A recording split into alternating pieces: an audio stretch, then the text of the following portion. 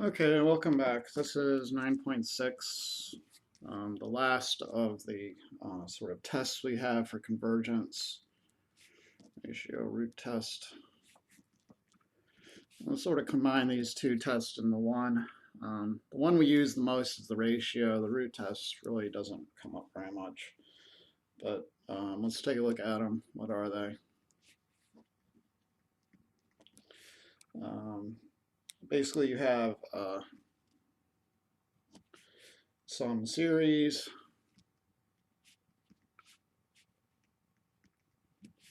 with non-zero terms.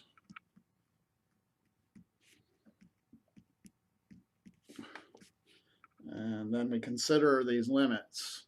Okay, so there's a limit type for the ratio and then one for the root. The one for the ratio, you're taking a look at the absolute value of the ratio between a sub n plus 1 and a sub n. So it's kind of like a monotonicity test stuck in there. And of course, n goes to infinity. And then we consider what this goes to. Okay, so this is the ratio part, ratio test. The root test then is this one, limit as n goes to infinity of the nth root of the absolute value of a sub n. Okay, so you'll do this limit, and depending on what the r value is, you'll have a conclusion. So first, if the r is less than 1, then the thing is absolutely convergent.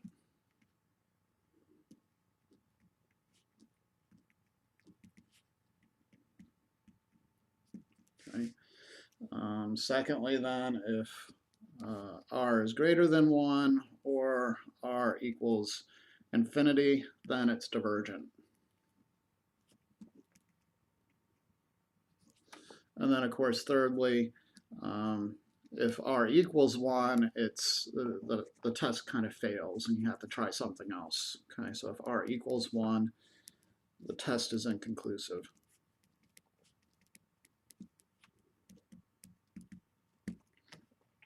Okay, the proof for this is pretty is I would say a little bit more detailed than the other kind of proofs, a bit more in depth, and at least for me a little harder to remember. Let's go ahead and try. I'll try to take a look. Obviously, if you don't want to listen, you can fast forward the video now, but if you're interested, watching me bumble through the proof, you can go ahead and watch. So anyways, how's this going to work? We're given a series with non-zero terms, given the series a sub n with non-zero terms. And suppose the limit as n goes to infinity of the absolute value of a sub n plus 1 all over a sub n is equal to r. Okay, and we're going to prove that if r is less than 1, then we have this absolute convergence case. Okay. Okay, so you can use the strict definition of a limit to kind of find a boundary on this thing. So, recall the strict definition of a limit.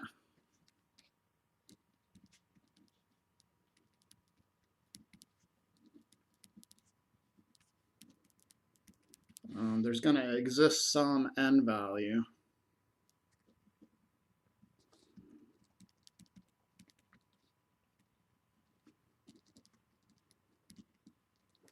such that if we go far enough out in this sequence, now we're not just considering the a sub n sequence or maybe a series of partial sums, a sequence of partial sums. I'm literally thinking of this thing as a sequence. Okay, this a sub n plus 1 over a sub n. It'll generate term, term, term, term, and I'm considering where that goes. I've assumed it to be convergent, so I could say by the strict definition of the limit, eventually I can have this thing going out far enough to kind of put a little ball around it or some sort of interval around it. So there exists some n value, and I'll sort of draw a picture of what this is, what is happening. Here's the actual limit. We know the limit is less than 1, so there's 1 right here. And if we go out far enough, we can be assured that this R value will be less than this big R value here. Okay?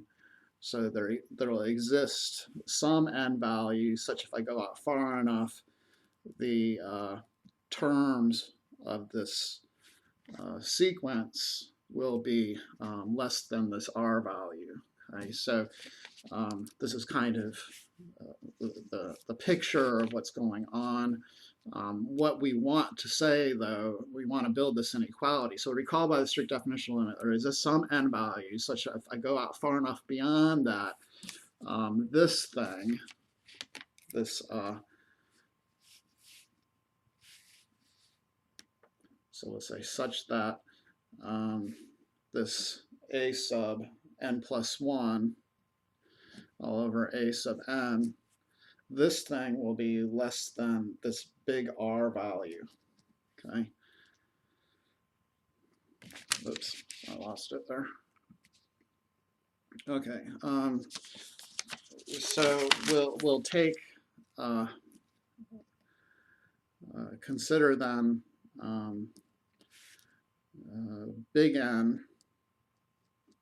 So this a sub big N term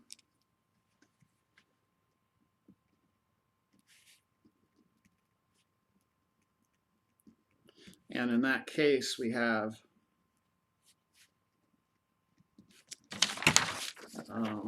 the following statement: a sub big N plus 1 all over a sub big N is less than R. Okay, and then what I'm going to try to do is build some inequality statement, because what we're going to end up doing is kind of a comparison test with a geometric series. Okay, so my next step will be multiply both sides by a sub big N, and I get a sub n plus 1 is less than absolute value of a sub big N times R. And then I can build on to this. I note that multiplying both sides by R will give me the following: R times a sub n plus 1 is less than absolute value of a sub big N times R squared. And we'll also have for free the fact that sort of this corresponding, but with something bigger than n, in particular that next term, a sub n plus 2 all over a sub n plus 1 is less than big R. Right? And then when you multiply both sides of this, you'll get a compound inequality. You can get a resulting compound inequality. Note from here, what do you have if you multiply both sides by a sub n plus 1? You have a sub n plus 2 less than absolute value of a sub n plus 1 times R. And then you could spackle this and this together. Right? And you get this compound inequality that says the absolute value of a sub big N plus 2 is less than this. So is less than the absolute value of a sub big N plus 1 times R. That's this guy, and then that's less than this guy. A sub big N R squared. Okay. So what you do is kind of keep playing this game, and what you'll end up with is a way of comparing the terms of a series based on this guy with the sort of geometric series. Okay, so note the following two series. Note the following series. One of them, n equals 1 to infinity of a sub big N times R to the N, for R is also less than 1.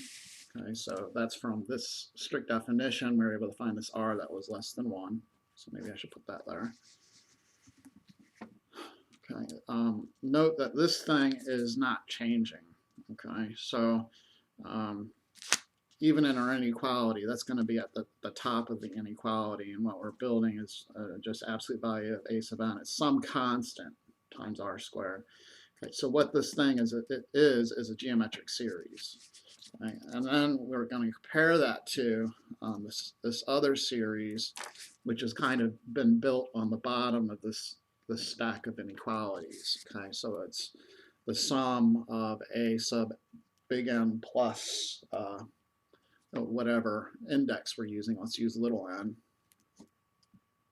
from 1 to infinity. So the terms of this series will always be less than the terms of this series.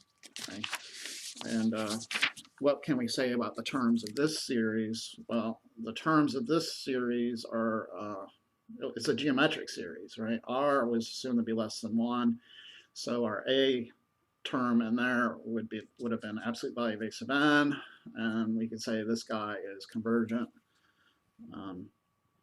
We note then a series from n equals 1 to infinity, and the absolute value of a big sum n r to the n is a geometric convergent series. And then by the direct comparison test, because this guy is below, the terms of this series are always going to be below the terms of this series. And because this thing is convergent, we can conclude this thing is convergent.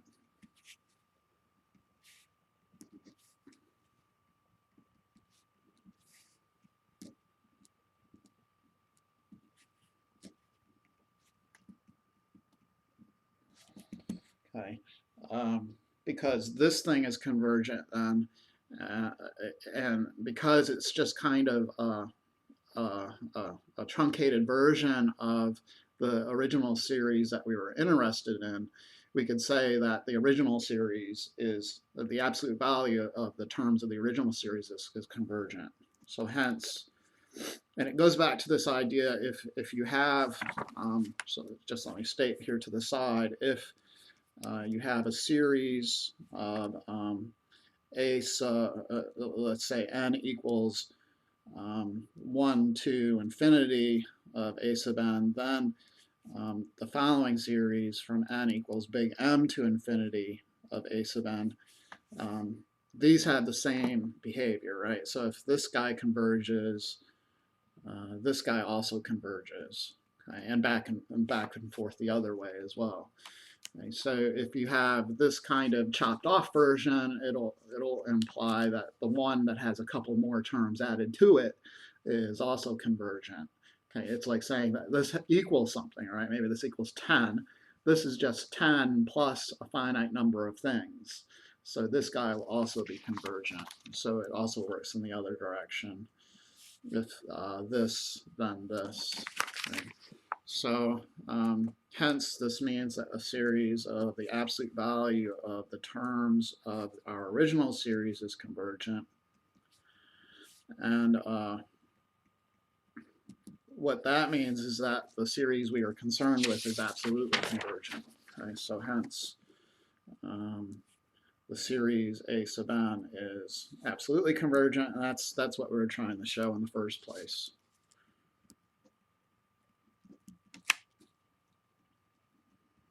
Okay, so this is more of a longer proof than the other ones. It's I don't know if it's all that easy to read in the book. They don't really explain how they build those inequalities, but there it is. Okay, so anyways, now we're getting back to reality, right? So homework. Right? All right, so end proof. Let's look at number 16. And we have the series from n equals 0 to infinity of 2 to the n all over n factorial. Okay. I'm going to do a ratio test on the thing. So I take the limit as n goes to infinity, the absolute value of 2 to the n plus 1 all over n plus 1 factorial. and then divided by 2 to the n divided by n factorial, which is the same as multiplying by the reciprocal of this, which will be n factorial all over 2 to the n. What you want to do is kind of group things that look like they're going to cancel or simplify. So 2 to the n plus 1 all over 2 to the n.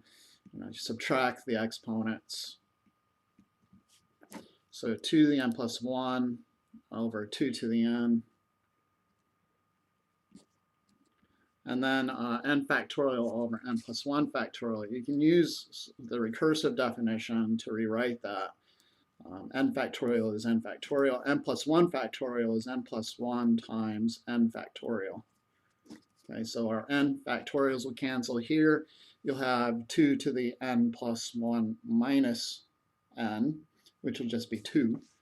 Okay, so I'll end up with the limit as n goes to infinity of 2 all over n plus 1, absolute value of. We don't really need the absolute values here because there's nothing, these terms are all positive. But anyways, you take the limit as n goes to infinity, you get L over infinity, which is 0. Okay, so that tells me it's absolutely convergent. I'll just write AC.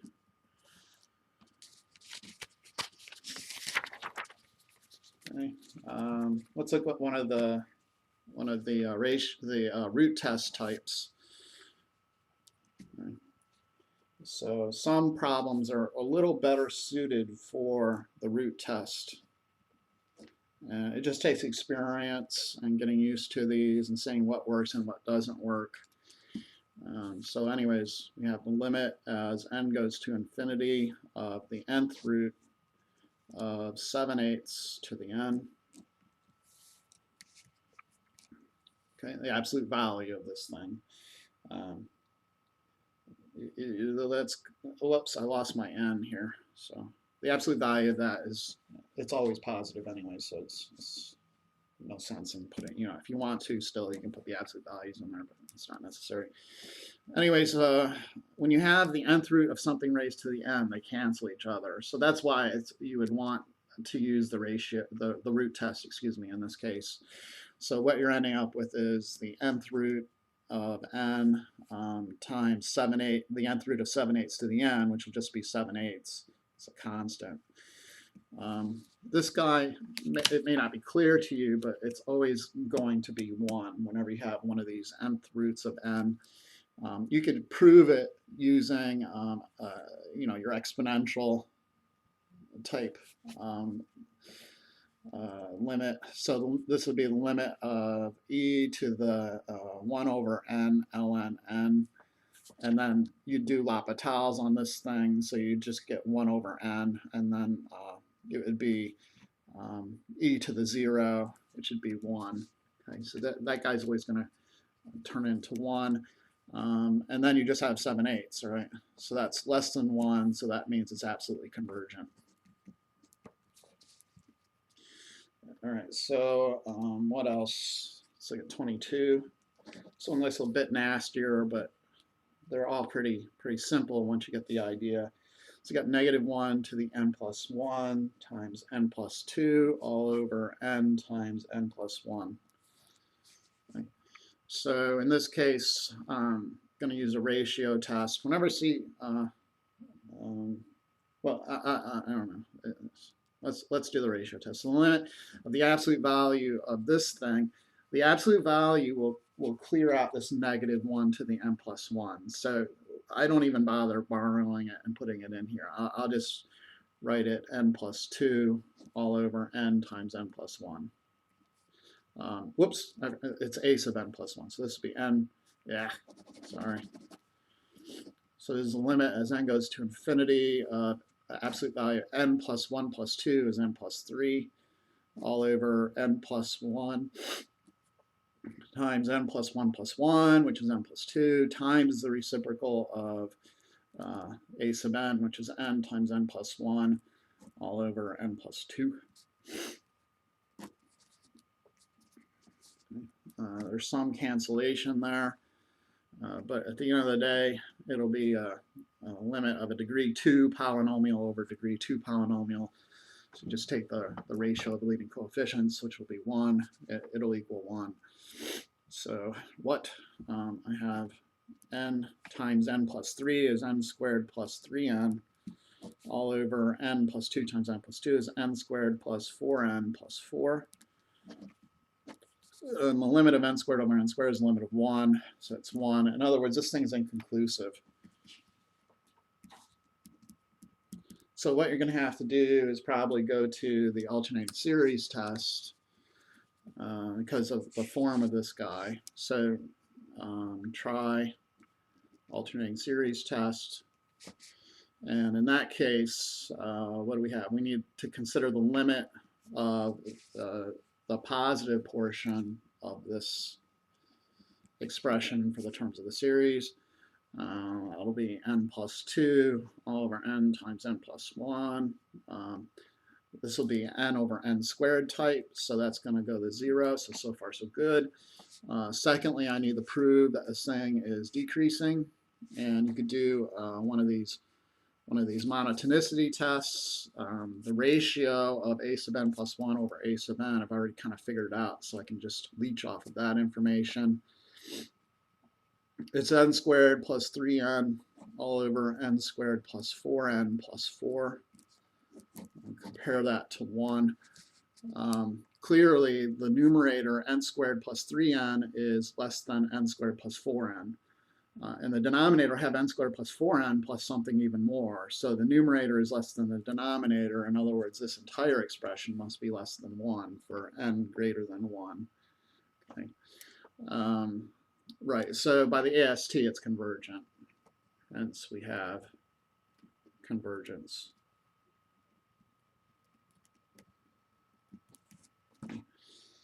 All right, let's look at one more, and then we'll kind of summarize what should be your thinking process as you attack just randomly generated series. 33, we have the sum from the sum from n equals 0 to infinity of -1 to the n plus 1 times n factorial, all over 1 times 3 times 5, dot, dot, dot, all the way up to 2n plus 1. Okay. In general, when you see factorials, you're going to want to default to the ratio test as opposed to the root test. So I'm saying we use the ratio test much more than the root test. You'll see, and it's going to be our workhorse once we get to radius of convergence for series. Okay, so anyways, what do we have? The limit as n goes to infinity, the absolute value will get rid of the -1 to the n plus 1. We'll have n plus 1 factorial all over. If you plug n plus 1 into here, you get 2n plus 2 plus 1, which is 2n plus 3. So I'll have 1 times 3 times 5, dot, dot, dot, times 2n plus 1 times 2n plus 3. And then by the reciprocal, multiply by the reciprocal of this expression, so 1 times 3 times 5, dot, dot, dot, 2n plus 1 all over n factorial, right? So here, n plus 1 is the same, factorial is n plus 1 times n factorial. Okay, so these n factorials will cancel. And then down here, all of this business will cancel with all that business, and you'll be left with the limit of n plus 1 all over apparently 2n plus 3. Okay, and n over 2n is the same as 1/2. That'll be our limit. That is definitely less than 1, and that tells me it's absolutely convergent. All right, so in general, we kind of have a strategy for testing series.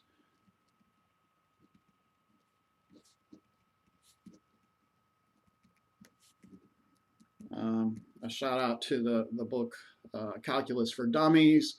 They do incorporate, I think, like a total comprehensive flow chart for using series. If you're interested, you can take a look at that. I looked at it once and I was like, whatever, I'll just do my own, you know. But that was after the fact. That was after I'd taken calculus, obviously. I took it before that book ever came out. Right. So the general strategy for a testing series, you always want to start with the nth term test for divergence. So if the limit of the terms of the series is not equal to 0, you can conclude it's divergent. If it's equal to 0, you're up the creek. You gotta try something else. Then you'll see if it's an easily identifiable type that you can sort of classify with your eyes. So is the thing geometric? Is it telescoping? Is it P series? Or is it AS, alternating series test? Then when that fails, the next easiest is the ratio and the root. And then if that fails, you think about the integral test. And then when all that fails, think about comparing it to a known series. Okay, so can I compare it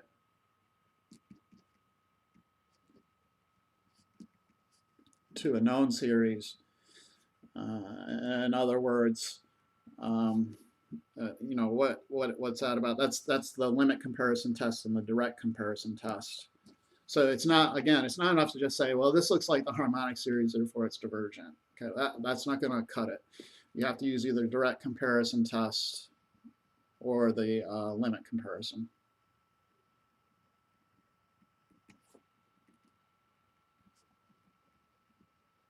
Okay, and hopefully that's good enough.